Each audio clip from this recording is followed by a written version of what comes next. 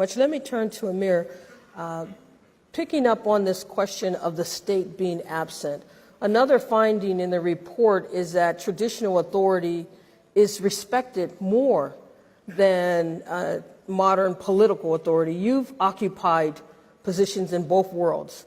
How do you see traditional authority and the state working together? Are there things that the state are doing now that could help or that are undermining the additional reach that traditional authority could have in reaching young people and populations that are marginalized? Yeah, thank you, Jenda. Now, traditional rulers like me find themselves in a very difficult position. On the one hand, politicians are very happy for you to go and fight fires, okay, tell people to keep the peace, preach to people, condemn violence. On the other, you're not allowed to criticize root causes that may come from the failings of politicians. So it's fine to say to a rural villager, you should send your daughter to school. But it's not fine to say to the governor, why haven't you built a school?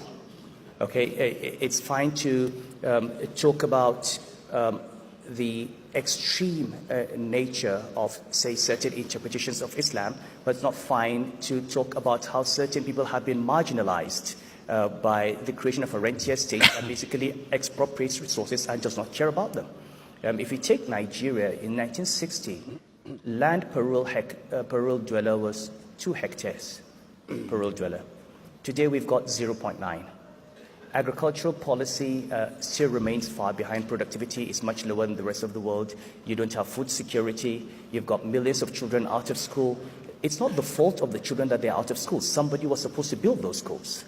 So the difficulty for traditional institutions is, on the one hand, they're firefighters, and will continue to do that. On the other, to actually address the root causes of extremism, you've got to address questions of governance, education, healthcare, corruption.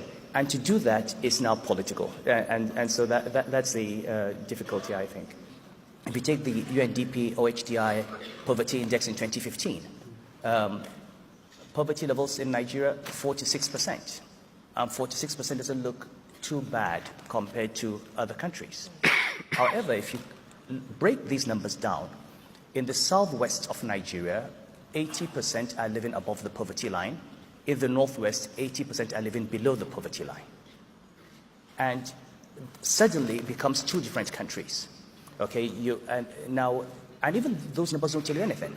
As governor of Central Bank, I looked at numbers that said people are living on less than $2 a day. And it sounds bad, but you don't really know how bad it is until you look into the eyes of a woman whose baby has just died because she cannot afford drugs worth $5. Then you know what living on less than $2 a day means. You look at demographic numbers and demographic explosion, and you don't understand where they're coming from until you come to a society where a poor man who earns nothing has decided to marry 4 wives and have 25 children, and he cannot take care of them. And you see a complete failure of social policy. I mean, who is talking about marriage? Who's talking about family structure? Who's talking about child spacing? Who's talking about the ability to maintain the children that you bring? And when we go into crowd resources as states, so you have state governors in the north who have 3 million, 5 million children on the streets without school. They go to China and they're looking for money not to build schools, but to build a light rail.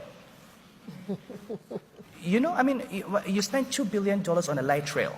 $2 billion. Imagine how many children you would educate with that.